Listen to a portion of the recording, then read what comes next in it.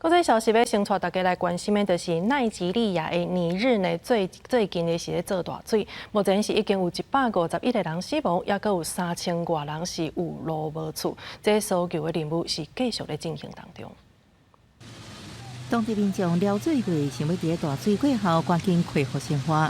不过，也有真侪救援人员咧甲黄金救援时间比赛，希望伫落高麦啊、甲土石堆内底敲出可能的幸存者，有高死亡人数也会提悬。There are so many people in their houses sleeping. Some are still in the morning sleeping. So many people. In fact, we cannot count them unless we're able to see the body to count. If not, they are uncountable as at now. Even myself, I lost a brother. 目前多是奈及利亚雨季，尼日州自白暗时落一场大雨，一直继续到透早，造成当地严重的大水。正向的大水将人甲面体直接冲入去尼日河内底，无看野食。至少有500户家庭受灾，3000多人无厝通住。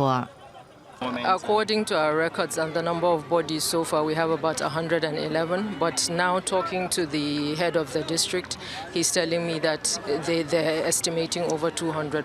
虽然雨季期间较会发生大火，不过官员表示，无常常看到这么严重的大水。不过这几年因为气候变化严重，雨酷化甲极端落雨出现的状况愈来愈多。自2021年，当地也捌遭受10几年来上严重的大水灾，迄时阵造成600多人死亡，差不多140人有路无厝，也有44万公顷的农地被大水冲害去。记者综合报道。